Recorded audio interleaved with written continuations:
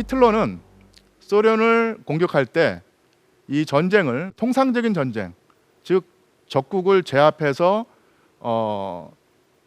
자기 나라가 더 우월한 국가다라는 사실을 인정하게 만드는 그런 식의 전쟁이 아니라 상대방을 완전히 절멸해서 없애버리고 그쪽 지역을 정복하고 차지하겠다는 생각으로 시작한 전쟁이었습니다. 바로 인종 전쟁이었죠. 왜냐하면 히틀러에게 그 없애버려야 될 열등한 인종은 바로 유대인이죠. 그런데 그 유대인 못지않게 열등하다고 히틀러가 간주한 인종이 바로 슬라빈이었습니다. 즉 러시아인이었죠. 그리고 히틀러에게는 유대인이 그 음모를 꾸며서 전 세계의 어떤 위기, 전쟁, 전염병, 혁명, 격변 이런 그 사태를 일으킨다고 생각을 했었는데 그런 그 유대인의 음모의 한 결과가 바로 러시아 혁명이다.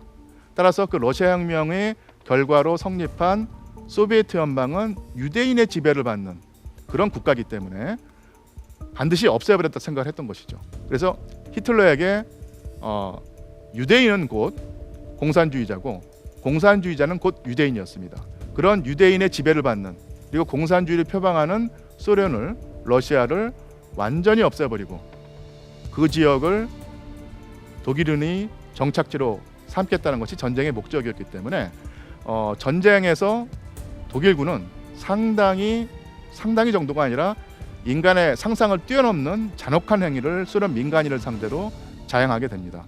저것이 1942년도에 오늘날 그 크림반도에서 독일군이 퇴각하면서 분풀이로 소련 민간인들을 학살한 장면입니다. 이 사진이 그 소련 종군 기자의 카메라에 담기면서 전 세계에 그 퍼지면서 이 독일이 소련에서 수행하는 전쟁이 얼마나 가혹한 끔찍한 인종 전쟁인가를 고발했다는 얘기입니다. 이런 식의 그 민간인 학살, 그러니까 독일군의 민간인 학살이 비단 저 한 곳이 아니라 그 전쟁이 벌어지는 독소 전쟁이 벌어지는 거의 모든 지역에서 한꺼번에 여러 군데서 일어났다는 얘기입니다.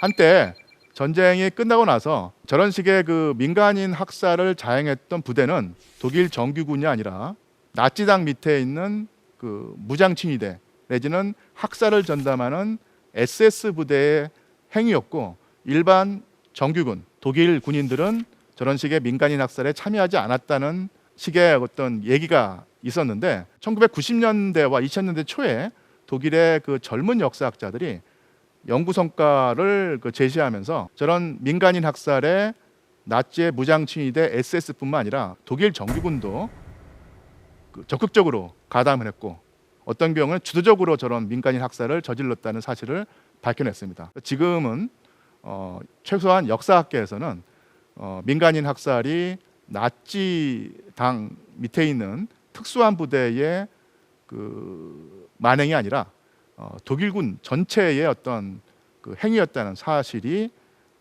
거의 그 팩트로 인정되고 있습니다.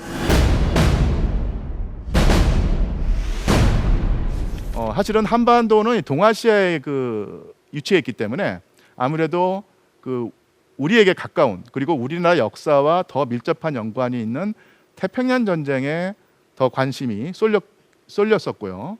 그리고 그 냉전 시대에는 이 한국이 주로 미국의 영향을 받으면서 그리고 냉전 시대의 그 이념 대립을 통해서 공산주의에 대한 적개심이 있었기 때문에 유럽의 동부전선보다는 영국과 미국군이 활약을 하는 그리고 승리했던 그 유럽의 서부전선에 그 관한 정보를 훨씬 많이 알고 있었고 대중의 인식에도 패튼 장군이라든지 몽고메리 장군이라든지 아이젠하워 같은 장군 같은 이런 사람들이 활약했던 서부전선이 제2차 세계대전의 가장 중요한 영역이었다고 생각했을 때가 있었는데 사실은 독소전쟁, 즉 그 유럽전선의 동부전선이 바로 제2차 세계대전의 어떤 가장 핵심적인 그 전투가 벌어지는 지역이었거든요.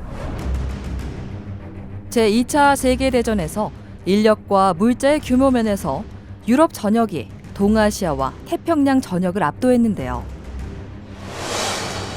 동아시아와 태평양에서 전화가 타오르는 지역은 넓었지만 투입된 병력과 물량의 규모는 유럽에 비해 훨씬 작았습니다.